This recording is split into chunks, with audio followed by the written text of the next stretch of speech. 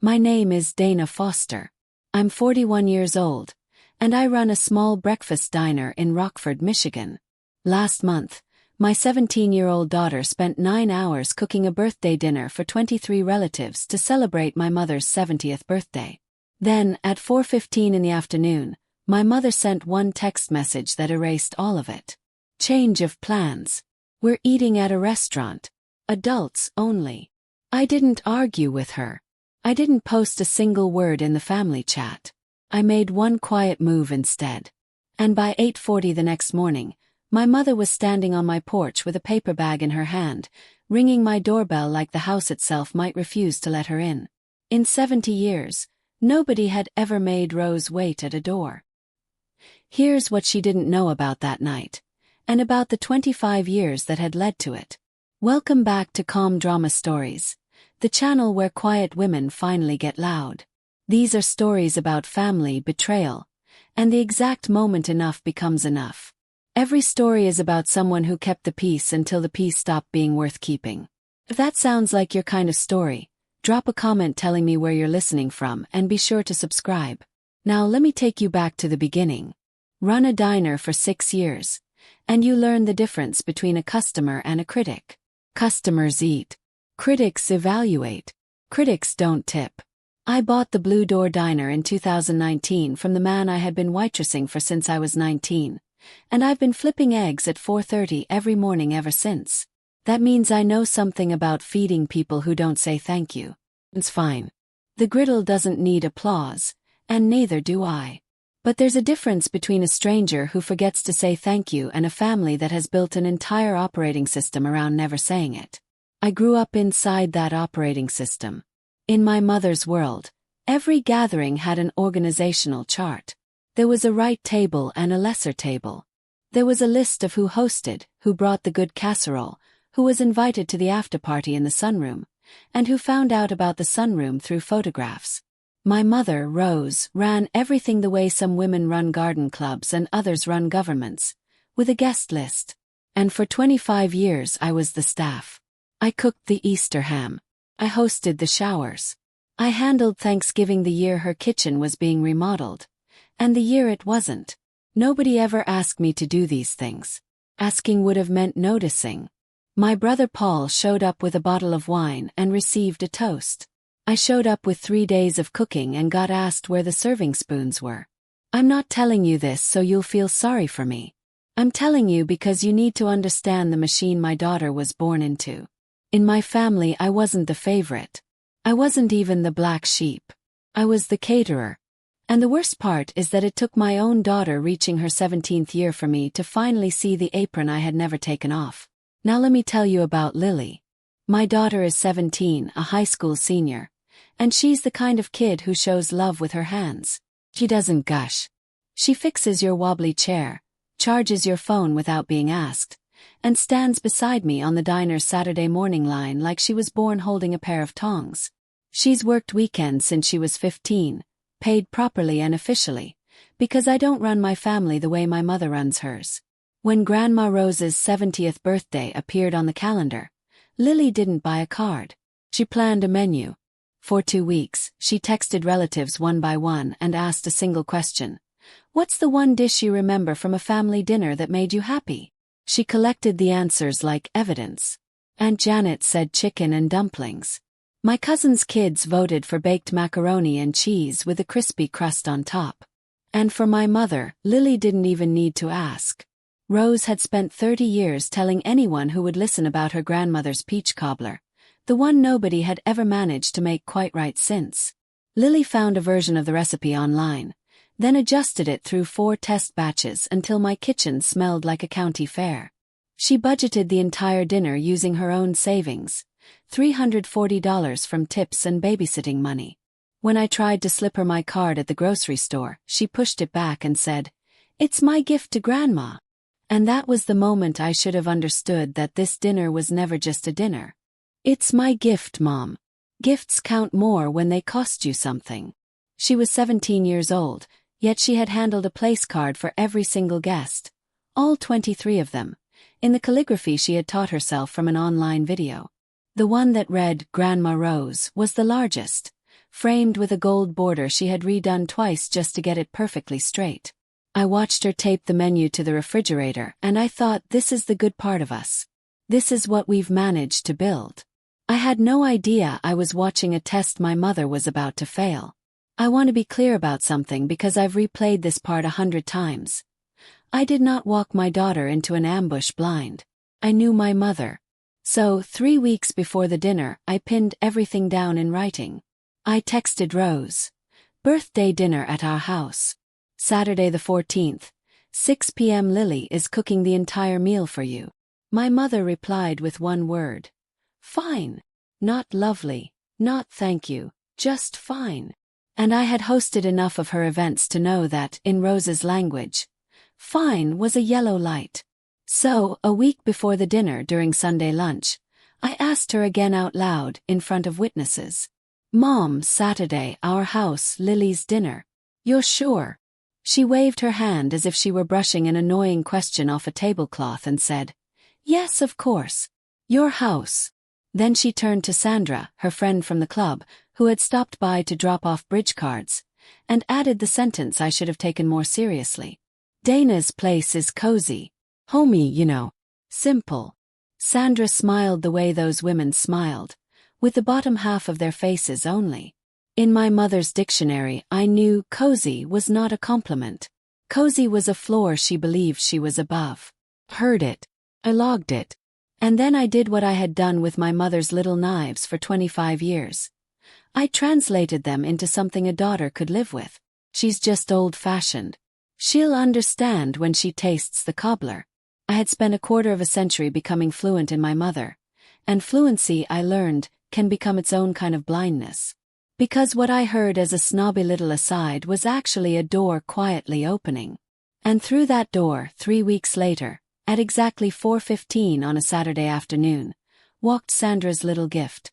The day of the party, Lily was awake before I was, and I get up at 4:30 every morning for a living. By 7, she had organized the kitchen like a professional line cook, with every station labeled in painter's tape, borrowed sheet pans from the diner stacked by size, and a handwritten timeline taped to the cabinet with every dish scheduled backward from the 6 p.m. dinner. Chicken and dumplings for Aunt Janet. Baked macaroni and cheese with the perfect crust. Doubled because the little cousins were coming. Green beans the way my late father had liked them, because Lily wanted him at the table somehow.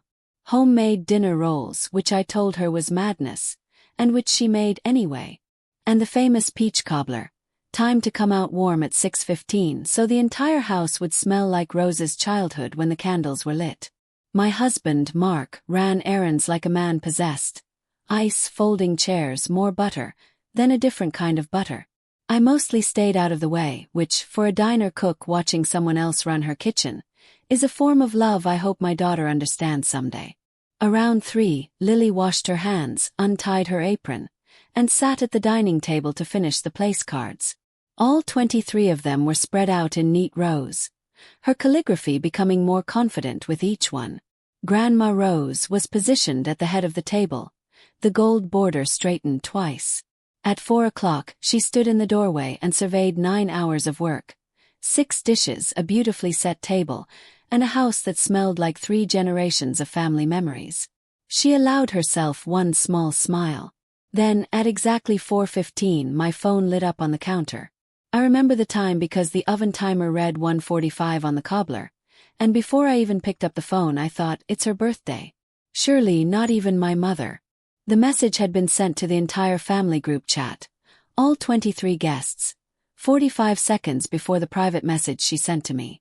I checked the timestamps later, and that tiny detail still tells me everything about the order of operations in my mother's heart. The group message read, "Change of plans, everyone. Sandra has booked the private room at Antonelli's as my birthday gift. It's my gift, Mom. Gifts count more when they cost you something." She was 17 years old, yet she had handled a place card for every single guest, all 23 of them, in the calligraphy she had taught herself from an online video.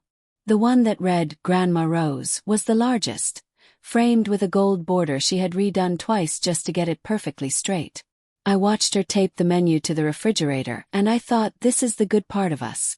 This is what we've managed to build. I had no idea I was watching a test my mother was about to fail.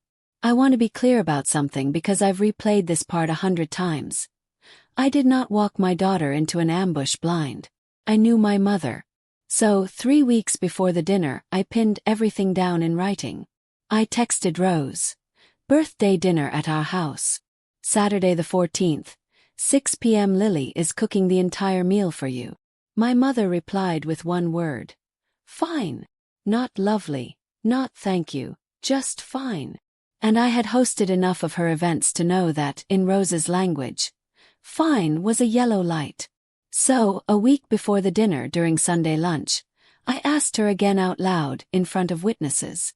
Mom, Saturday, our house, Lily's dinner. You're sure? She waved her hand as if she were brushing an annoying question off a tablecloth and said, Yes, of course. Your house. Then she turned to Sandra, her friend from the club, who had stopped by to drop off bridge cards, and added the sentence I should have taken more seriously. Dana's place is cozy. Homey, you know. Simple. Sandra smiled the way those women smiled, with the bottom half of their faces only. In my mother's dictionary, I knew cozy was not a compliment. Cozy was a floor she believed she was above. Heard it. I logged it. And then I did what I had done with my mother's little knives for 25 years. I translated them into something a daughter could live with. She's just old-fashioned. She'll understand when she tastes the cobbler. I had spent a quarter of a century becoming fluent in my mother, and fluency, I learned, can become its own kind of blindness. Because what I heard as a snobby little aside was actually a door quietly opening.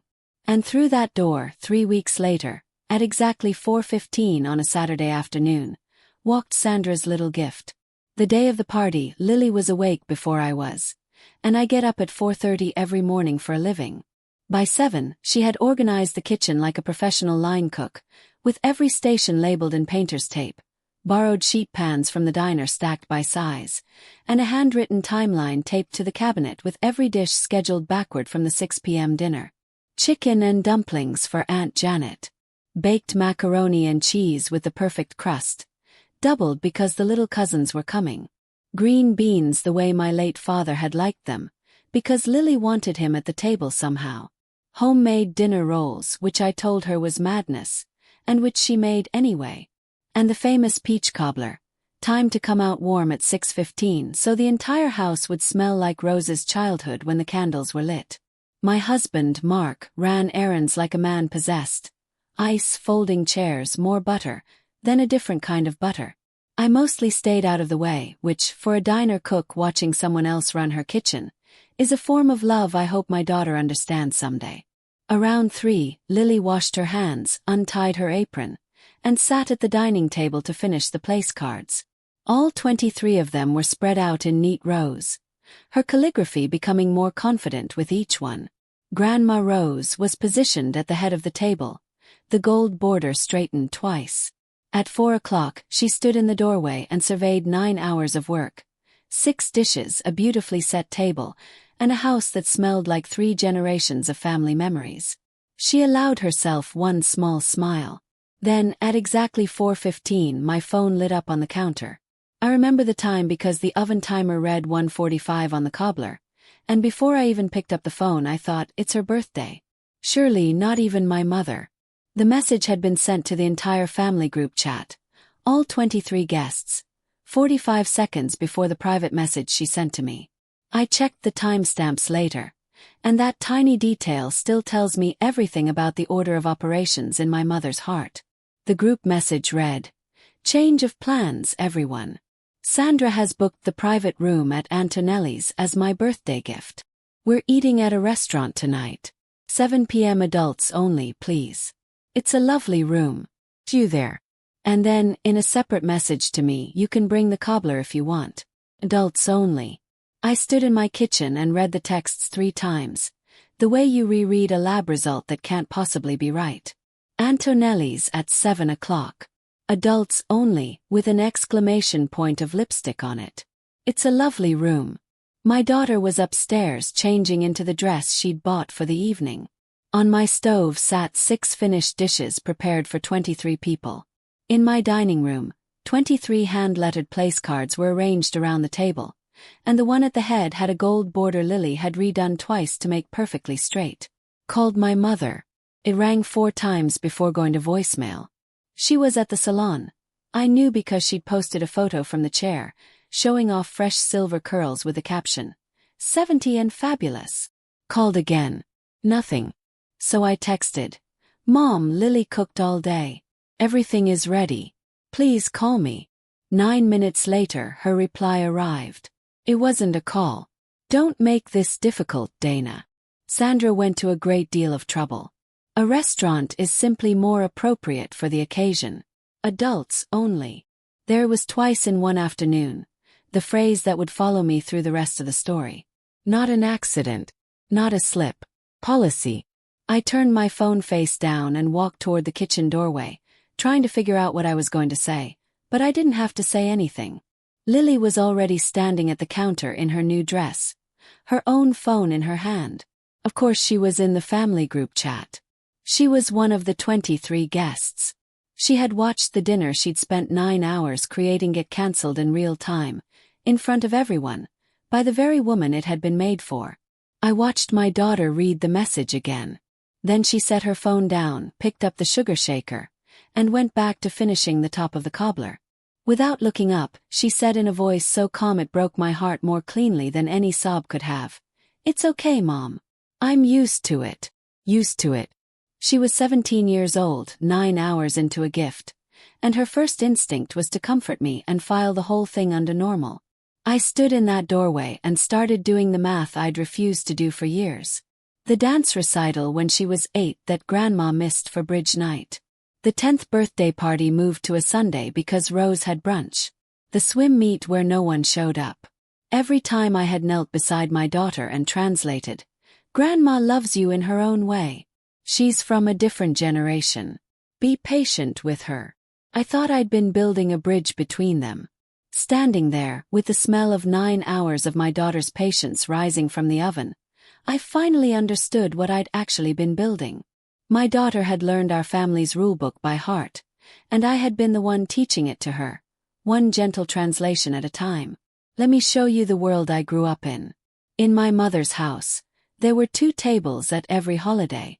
The dining room table was mahogany, candlelit, dressed with cloth napkins and polished place settings.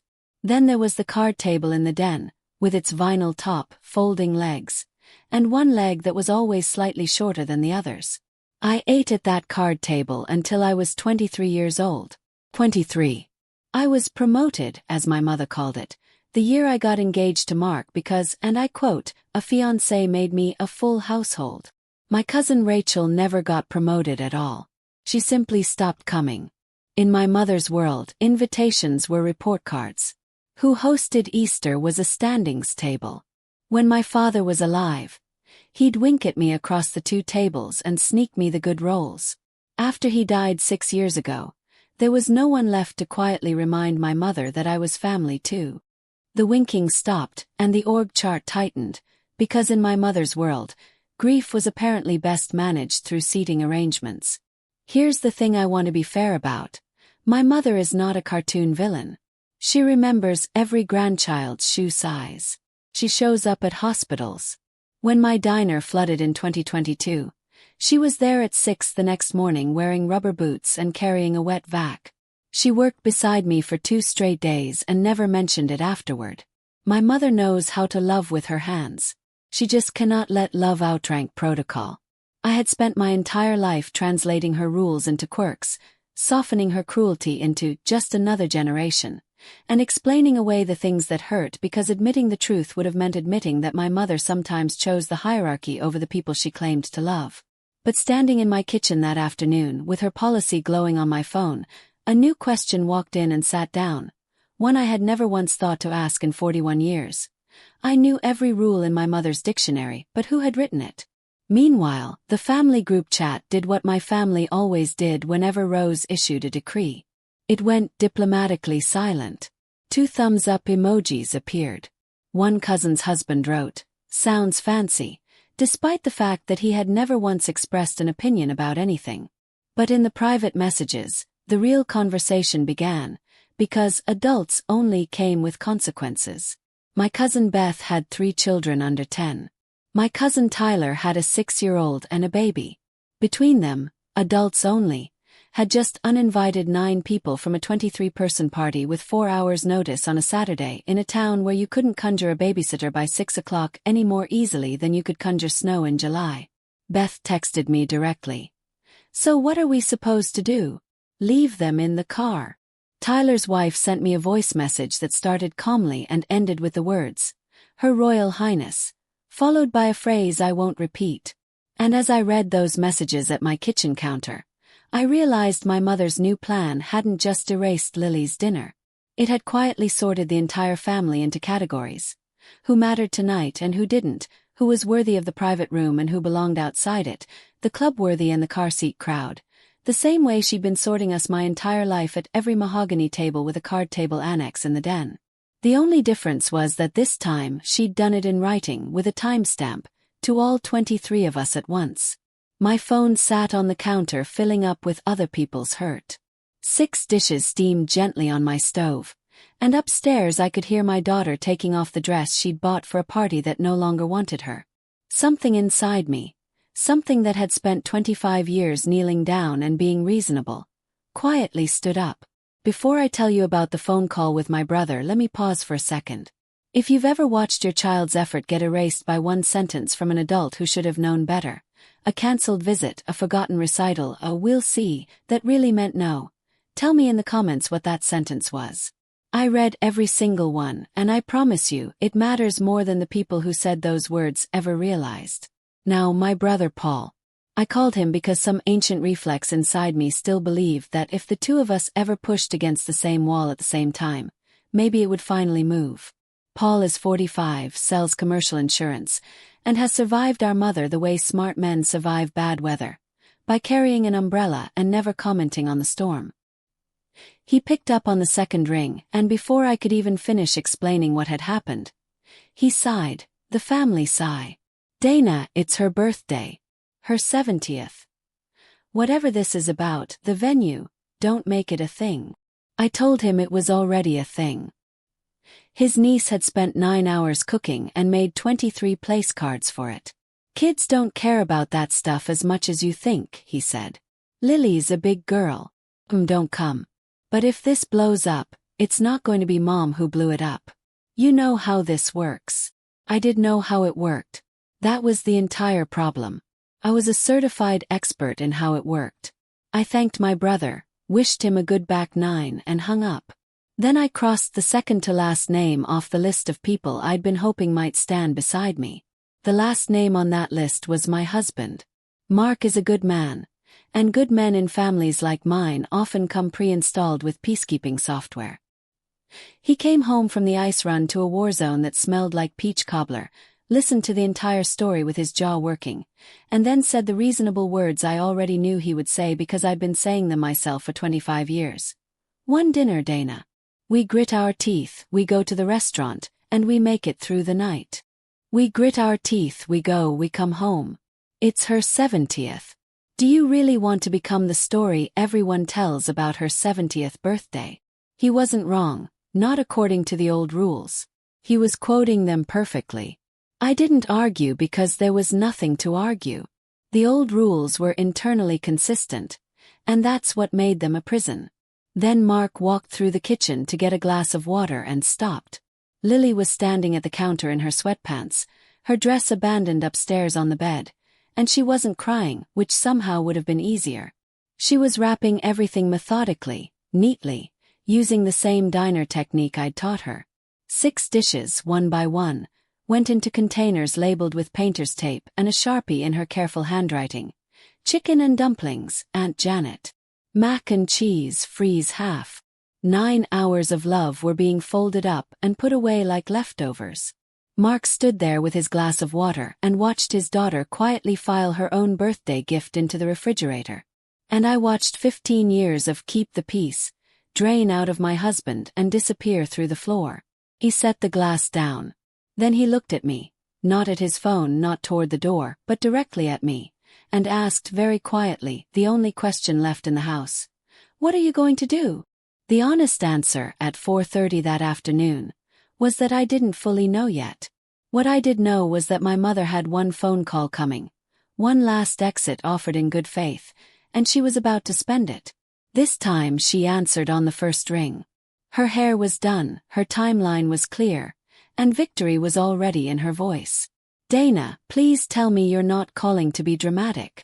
For the record, I was standing very still inside my pantry with the door closed, which is probably the least dramatic room in America. I gave her one final offer, the kind you make when some small part of you is still hoping the person you love is in there somewhere. Mom, Lily cooked your favorite dishes, 6 of them, from scratch, using her own money. Here's what I'm asking. We bring the food to Antonelli's and make it part of the evening. Call it family style. The room is already private. Or we move the restaurant celebration to Sunday lunch and keep tonight at our house as planned. Either way, Sandra's gift still counts.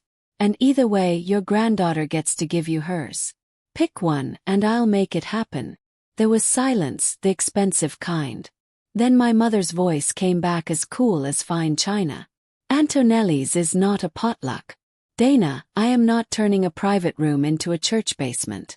And I'm certainly not rearranging my birthday around a teenager's project. 9 hours. $340. 4 test batches of her own grandmother's famous peach cobbler. Project. She can cook for the family some other time, my mother continued, gathering momentum. Honestly, this is what I mean about you. Everything becomes a negotiation. Sandra went to enormous trouble. The room seats 12.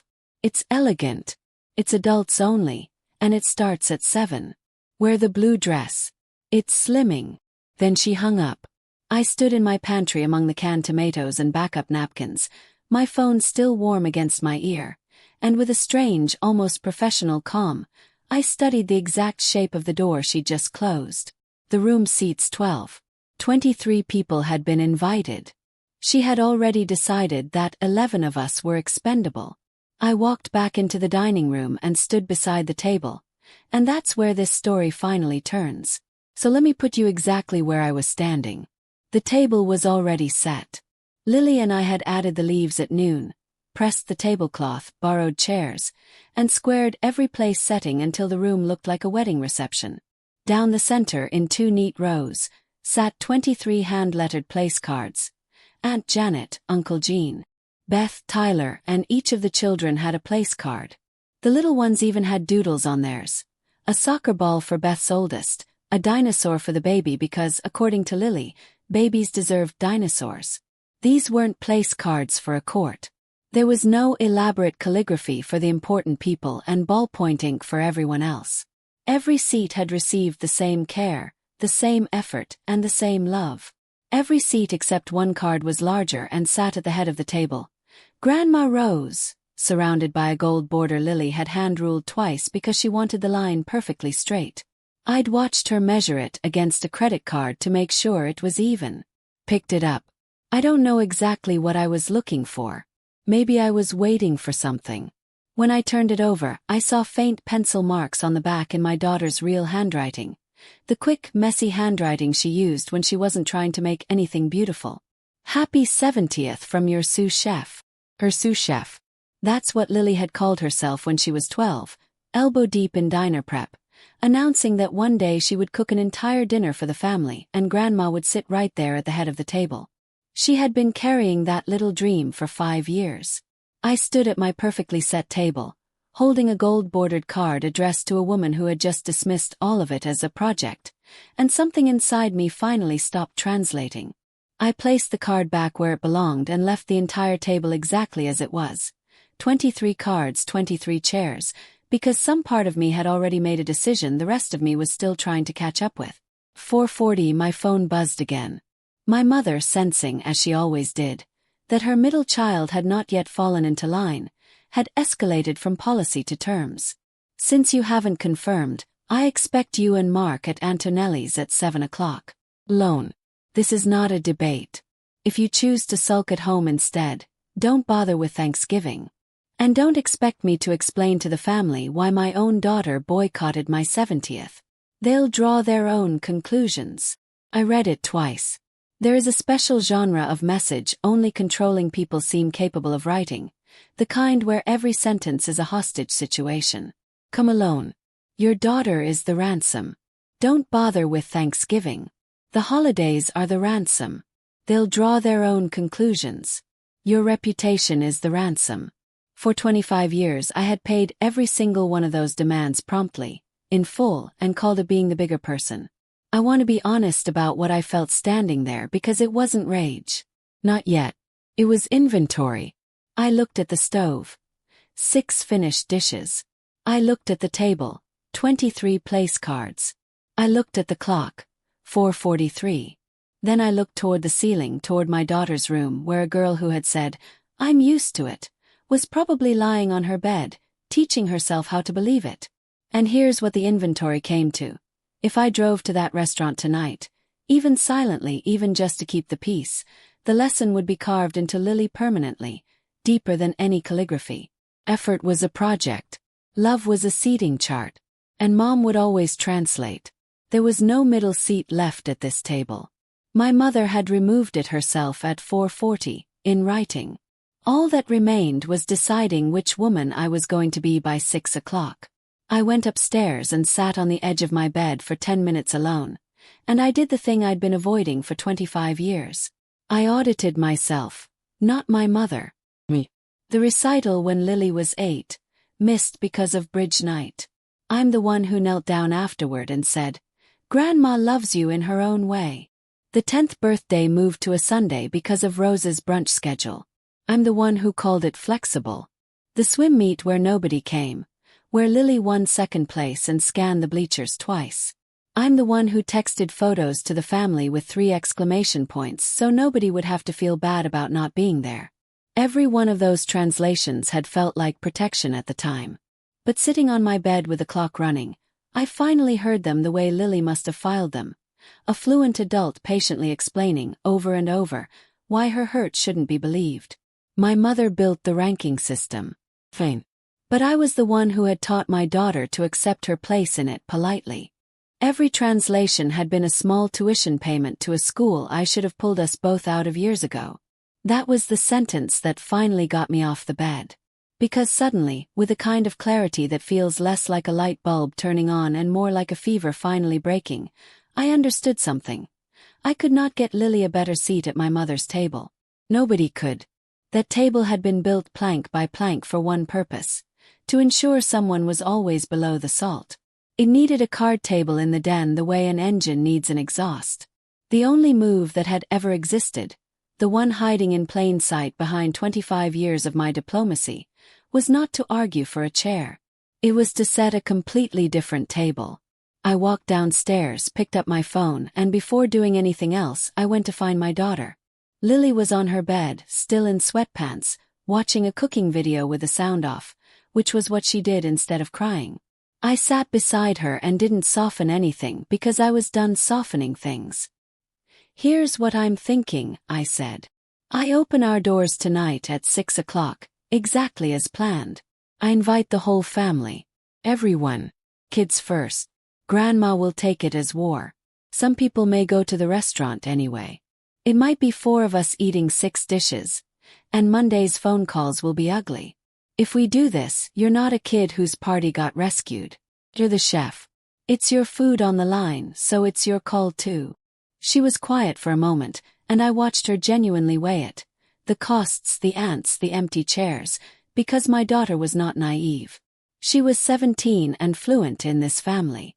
Then she paused the silent video and looked at me, and for the first time since 4:15, the flatness disappeared from her face. Something underneath it had woken back up. "If it's 4 people," she said, "I'm still plating it in courses." Then after a beat, more quietly, she asked, "You'd really do that to Grandma?" And I gave her the truest answer I'd spoken all day. "Not to Grandma, baby. For you. There's a difference, and tonight seems like a good night to finally learn it." She nodded once. Chef to chef. We had a service to run. I sat at the kitchen counter and began writing the message to the family group chat. But before I sent it, I want to tell you about the 3 drafts I deleted because they mattered. The first was a prosecution, A list of dates and receipts, every event my mother had rescheduled, every child she'd exiled to the den, 25 years of evidence ending with tonight. It was accurate. It would have been satisfying. I deleted it because it was a trial, and trials are just seating charts with verdicts. The second was sarcastic. Since the private room only seats 12. I deleted that too because sarcasm was my mother's native tongue, and I was done being fluent in her language. The third was an essay. Paragraphs of apologies, explanations, and context, the translator's version of me kneeling one last time between my family and the truth, trying to explain everyone to everyone. I read it twice and deleted it the slowest of all, because that draft was the woman I'd been for 25 years, and she did not disappear easily. Then I finally understood. Anything I wrote in my mother's language, blame, status, spin, would keep me at her table, just seated there angrier. The only message that actually left the table was the one with no argument in it at all. An invitation doesn't argue. An invitation simply opens a door and stands there with the porch light on. So I wrote something short and warm. I attached 2 photographs. But before I could reread it into oblivion, I did one last thing, because my mother, whatever else she was still my mother, and she deserved to hear the door open before the rest of the family did. At exactly 5 o'clock, I texted her privately one final time. "Mom, I love you and happy birthday. I'm not coming to the restaurant without Lily. I won't leave her home like a coat. Dinner is still at our house at 6 o'clock. Everything she cooked for you is on the table, and the seat at the head has your name on it in gold. It will be there at 6 o'clock, and it will still be yours if you walk in at 8 o'clock. I hope you come. Either way, I'm done choosing between my mother and my daughter. I choose the table where both of you fit." I read the message once and sent it before the translator in me could soften it into something safer. I was done. Then I watched the screen. The 3 dots appeared, stopped, and appeared again, longer this time. My mother was composing, editing, recalibrating. A woman who had never once in her life sent a first draft. Then the dots vanished. In their place, a single word appeared beneath my message and sat there silently. Seen. 5:03 p.m. read and dismissed, the way you dismiss a waiter. And I'd be lying if I said it didn't hurt. That little gray word. After 41 years, hurt still knew exactly where to find the gap in my armor. But it also did me one final favor. It burned the last bridge I might have been tempted to stand on, wringing my hands and waiting for her to cross. She had seen the open door. She was choosing the room that seated 12. "Okay, Mum." Duly noted, in writing and with a timestamp. Now it was the family's turn. At 5:07, I sent the message to the family chat. All 23 of us, directly beneath my mother's restaurant announcement, like a small stone placed gently on a very large desk. I attached 2 photographs. The dining table fully set, 23 place cards catching the evening light, and a close-up of the cobbler, golden, slightly imperfect, and obviously homemade. Then I wrote a short caption. No explanation. No accusation. Nothing for anyone to argue with. Dinner is still at 6 o'clock at our house, exactly as planned. Everything on the table was cooked for Grandma by Lily using all your favorite family recipes. Everyone is welcome at my table. Kids especially. Then I put the phone face down on the counter. And I'll tell you the same thing I told Mark when he raised his eyebrows at me. I wasn't recruiting anyone. I refused to count who was coming. I refused to check the chat. I refused to turn my daughter's dinner into a poll. The message wasn't a move against the restaurant. The restaurant could have its evening. This was simply a fact. The door was open, the food existed, this child had cooked it, and everyone fit. What people did with that fact would finally tell me who my family actually was underneath 25 years of seating charts. And honestly, I didn't know the answer. Mark flipped his phone over too, in solidarity. And the 2 of us stood in the kitchen like people waiting out a coin toss. At 5:58, the doorbell rang. It was Beth, her husband, and all 3 kids, the youngest already reaching for me from her mother's hip. Behind them, coming up the walkway like a second wave, were Tyler's family. His 6-year-old running ahead while his wife carried the baby in a carrier like a lantern. "We were always coming here," Beth said, handing me a bag of dinner rolls nobody actually needed. "The other invitation didn't include my children, so as far as I'm concerned, it didn't include me." Aunt Janet arrived at 6 o'clock sharp, her coat already coming off, somehow looking like a woman perpetually prepared to do dishes. Then Mrs. Henderson from my father's side arrived with a bottle of sparkling cider for the chef. 14 people counting us. I did not count the 9 who weren't there. I'll be honest, I noticed. You always notice the gold-bordered card at the head of the table, sitting in front of an empty chair all night. I never moved it. But 14 people filled my house from wall to wall anyway, because children count double when a house is being measured for warmth. And my daughter tied her apron back on, stood at the pass between my kitchen and dining room, and ran her first service. She announced each course. The chicken and dumplings were placed in front of Aunt Janet, who looked at the dish and had to fan her own face with her hand. The baked macaroni and cheese with the perfect crust was immediately mobbed by the cousins. My father's green beans made their way around the table, and then Aunt Janet quietly said, "This tastes exactly like I remember." Oh, Frank. Nobody at that table was furniture. I'll tell you about the other party the way I learned about it. Secondhand from Aunt Janet, who heard it from her friend Dolores, who happened to be at Antonelli's that night for an anniversary dinner and had a clear view of the private room. Because in a town like ours, there is always a Dolores. 9 people sat in a room set for 12. My mother was at the head of the table in her salon curls, with Sandra to her right, presiding over her gift. Paul and his wife were there, along with 3 couples from my mother's social circle, minus one husband who had a cold. And that was the party. 9 adults, no one under 50, in a lovely private room with a long wine list and, according to Dolores, the acoustic quality of a bank. The food was reportedly excellent.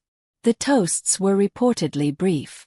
My mother reportedly checked her phone twice during the entree, which, for a woman with her strict opinions about phones at the dinner table, was practically a flare fired over the bow. And at 8:53, I know because I was there for this part, the family chat, silent since my 5:07 message, quietly came back to life. Beth posted a photo of the cobbler, half demolished. Then someone posted a picture of the kids' table, the real kids' table, the joyful kind, with juice boxes raised mid-toast. Then Aunt Janet posted a photo of the place cards. No captions, no commentary, not one word aimed at anyone. Just an open door, captured in photographs where all 23 people could see it. The replies from the restaurant contingent were silence, but it was a very different kind of silence than before. The last guests left our house at 10 o'clock. Lily fell asleep upright on the couch at 10:40, her apron still half-tied, and Mark carried her upstairs the way he used to when she was 7, except now her feet hung comically far past his elbow. I stood alone in my kitchen washing the last sheet pan, and that's when it finally hit me. Not triumph. Nothing so shiny. What hit me, elbow deep in dishwater at 11 o'clock at night, was her voice at 4:15. "It's okay, Mom. I'm used to it." I cried then quietly, for a girl who had taught herself to expect the card table, and for the 25-year-old version of me who had handed her the flashcards. Because I want to be honest with you about what this night actually cost beneath the cobbler and the juice box toasts. My mother had not called. Not during dinner. Not after the photos. Somewhere across town, she was taking off her earrings in a quiet house, turning 70 and furious with me. And some 7-year-old part of me still wanted to drive over and fix it, translate it, cater it back together. That part of me doesn't die in one night. I don't think it ever completely dies. But standing at that sink, I finally understood the difference between fear and grief. I could survive my mother's anger. What I could not survive was my daughter at 40 saying, "I'm used to it," to a child of her own. Aunt Janet had stayed to help dry because Janet always stayed. While I was still at the sink, she picked up a towel and, without any preamble, gave me the missing chapter of my mother's story. "You know, she wasn't born like this," Janet said.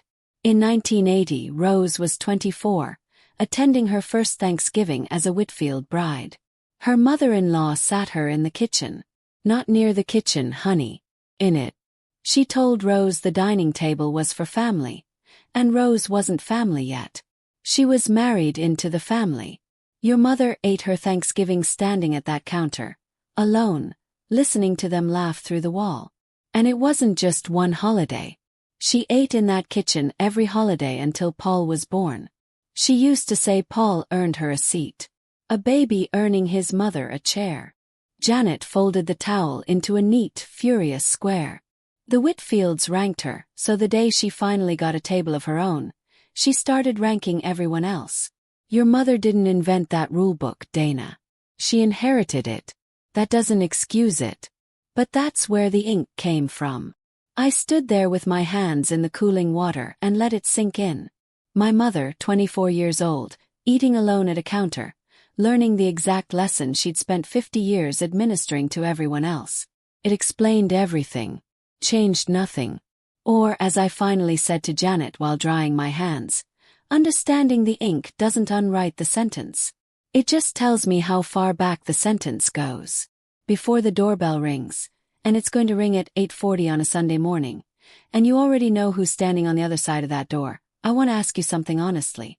If it were your mother standing on that porch after the night I just described, would you open the door? And if you did, would it be on your terms or hers? Be honest with me in the comments. I wasn't sure of my own answer until my hand was on the doorknob. It was Sunday morning, 8:40. Mark had taken Lily to the diner to return the sheet pans, and I was alone with my coffee and the wreckage of a good party when the doorbell rang. Through the frosted glass, I saw a shape I would have recognized anywhere. The posture came first, because my mother's spine usually arrived 10 seconds before the rest of her.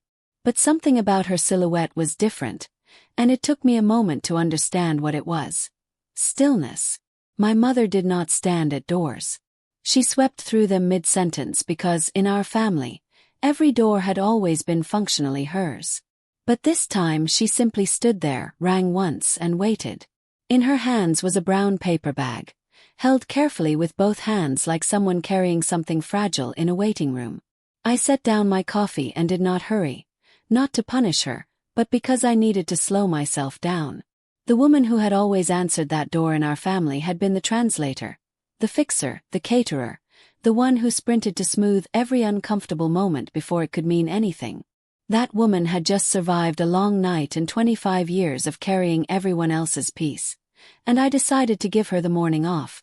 The kettle had just boiled, so I poured the water over the tea leaves, placed 2 cups on a tray out of 41 years of habit, and stared at the second cup for a moment. Then I left it there and opened the door. My mother entered like a diplomat walking into a country that had just voted against her. Her chin was level, and her eyes immediately began taking inventory. She saw the dining room first, the table still extended, the cloth still in place, and 23 place cards lined neatly down the center because I hadn't yet found the heart to clear them away. Her card, the gold-bordered one, was still sitting at the head of the table in front of the chair nobody had used. I watched her notice it. Something crossed her face and disappeared as quickly as a fish beneath ice. She sat at my kitchen table, accepted the tea, placed the paper bag beside her feet, and began with a sentence she had clearly rehearsed during the drive over. The family is saying you split everyone up, Dana. Janet's photos made everything worse. Sandra's friends saw them. Everyone is talking. She took a sip of tea. So here's what we'll do. You'll post something in the family chat today, something light and gracious. You're good at that. Just say it was all a mix-up. 2 celebrations, 1 big happy weekend. And then we'll simply never speak of this again. I stirred my tea and let her words settle. I was genuinely amazed by the elegance of it. My mother had lost the actual night, the food, the family, the photographs, and yet she had arrived at my door before 9 the next morning to negotiate for the only territory she had ever truly governed. The story. Not an apology. Not, I missed something. Not, what did I do? Finn.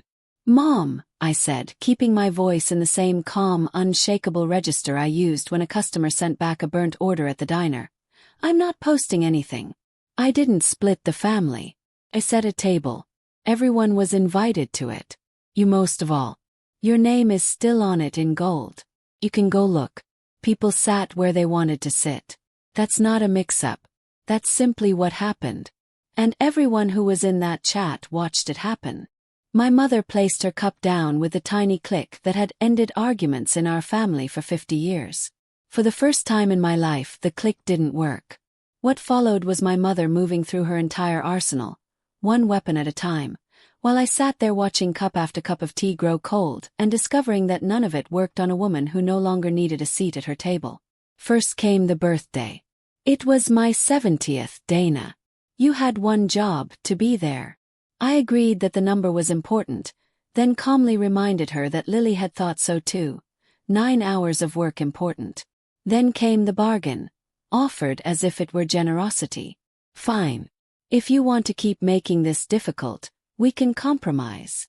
But I had finally learned the difference between compromise and surrender. For 25 years, I had called surrender peace.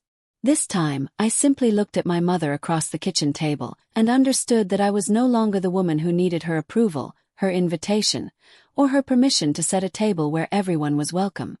That 1 inch of ground, delivered sideways through a comment about seasoning, was the whole war. I had been fluent in my mother for 41 years, and I knew exactly what she meant. The rest of the fallout came over the following week in the usual family frequencies. Paul texted me privately. You actually did it. Somehow, the message managed to be 50% accusation and 50% awe, which for Paul was practically a standing ovation. 2 relatives from the club circuit went cold on me for a season, and I let them. Frost thaws or it doesn't, and my house was warm either way. Sandra sent my mother a fruit basket and I'm told, referred to the entire affair at Bridge as that unfortunate scheduling matter, which in country club language is how empires file their defeats. And the family chat, the same chat where a 17-year-old had watched her gift get cancelled with an exclamation point, quietly became the place where Beth asked the following Thursday, completely deadpan, "So, when's the next dinner at Dana's?" Asking for 11 people. I didn't gloat in the chat or anywhere else. I'm telling this story a month later, and I still haven't posted a word about any of it, because the win was never the story. My mother taught me everything I know about narrating a family, and the whole point of that Saturday was to stop. The empire didn't fall. Empires rarely do. But that morning, it knocked, waited, and said thank you to a 17-year-old on a concrete step. I'll take that over a crown any day of the week. 6 weeks later, I want to tell you what has become normal, because normal is where revolutions either take root or die. On the first Sunday of the month, my dining table was extended again.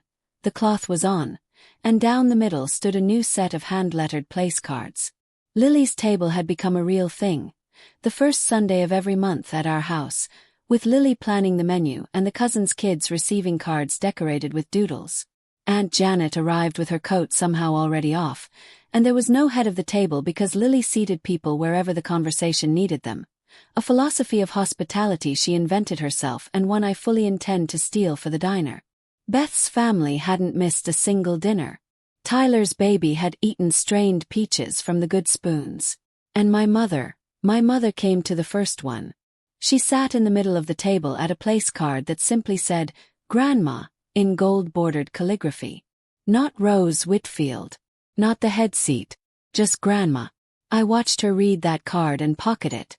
Actually pocket it when she thought no one was looking. She missed the second Sunday for a club event, and here's the miracle nobody warned me about. It was fine. The door stayed open. Nobody grieved. The dumplings got eaten. She is who she is. The difference is that her rank doesn't set the weather in my house anymore. She can come sit in the warmth as an equal, or she can miss it. Either way, the cobbler comes out at 6:15. As for Lily, she's applying to culinary school for the fall. Her application essay opens with a birthday dinner for 14. She let me read it once at the kitchen counter, and I had to hold the pages away from my face like a woman checking her mascara at a funeral. In the middle of that first Lily's table, while the cousins were fighting over crust corners, my daughter leaned against my shoulder at the pass and said quietly, I'm not used to this yet. I looked out at the loud, unranked, gravy-stained table she had built, and I gave her the only inheritance I have left that's worth anything. Good, I said. Don't ever be. I spent 25 years asking for a better seat at my mother's table, and it turns out the only thing I ever had to do was set my own. Because the people who love you don't need a ranking to find their chairs. That's my story. 9 hours of cooking, 1 text at 4:15, 23 place cards, and 14 chairs that filled themselves. If someone in your family hands out seats like prizes, maybe this is your sign to set your own table and see who shows up hungry. Tell me in the comments. Who would you save a chair for? I read every single one. And if this story fed something in you, hit subscribe.